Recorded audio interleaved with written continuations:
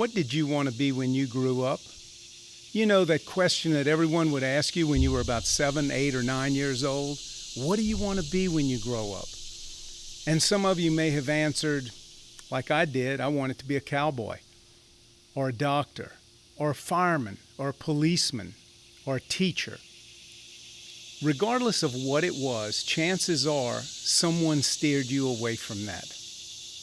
Hi, welcome back to Fred's Food for Thought. I'd like to talk with you for a couple of minutes about that question. What do you want to be when you grow up? And when it was proposed to you when you were about 7, 8, or 9 years old. We do that with kids all the time. What do you want to be when you grow up? And really, that's the wrong question. Because in a child's mind, they understand what they want to be when they believe that that's where their interest lies. So what happens along the way? How many of you are doing what you said you wanted to do when you were 7, 8, or 9 years old? Chances are not very many of you. Because you see, we've been influenced away from that dream. It really is an influence away from the dream. Because parents, teachers, coaches, mentors have a tendency to believe that they know what's better for us than we know at the age of 7, 8, or 9. Perhaps you wanted to be a firefighter. Someone said, no, you don't want to do that. That's a risky job. You have to go into burning buildings and put out fires. And it doesn't pay much. Or perhaps you wanted to be a teacher. Same thing. You'll have to deal with a classroom of unruly kids. And it doesn't pay much. You really should think about becoming a lawyer, or becoming a doctor, or becoming an engineer, or maybe someday owning your own company and being the CEO of a Fortune 500 company. So at a very early age, we are steered away from our dreams. And we continue down that path for the better part of our lives until at some point we discover who we really are and what really lies within us and what our abilities are.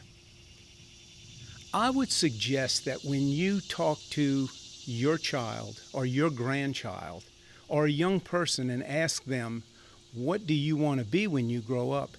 Instead of saying, what do you want to be? Why not ask them, what would you like to do? How would you like to impact your community, your family, your world? What are your dreams? Let them articulate that. It's just awful to grow up having that burning desire suppressed because we are afraid that we may not please somebody who's important to us. You know, I have a good friend of mine who said when he was young, he wanted to be a chef. And a counselor in school told him, you couldn't afford to go to culinary school. What an awful thing, to steal his dream rather than being encouraging and saying, it's expensive to go to culinary school, but there's a way to do it. Let's look at different options available to you. Or someone tells you, no, you don't want to be a teacher, without really exploring why. Why do you want to be a teacher? Because you want to make a difference in the lives of students so that they can be directed to a better future themselves? So next time you think about asking a child or a young person, what do you want to be?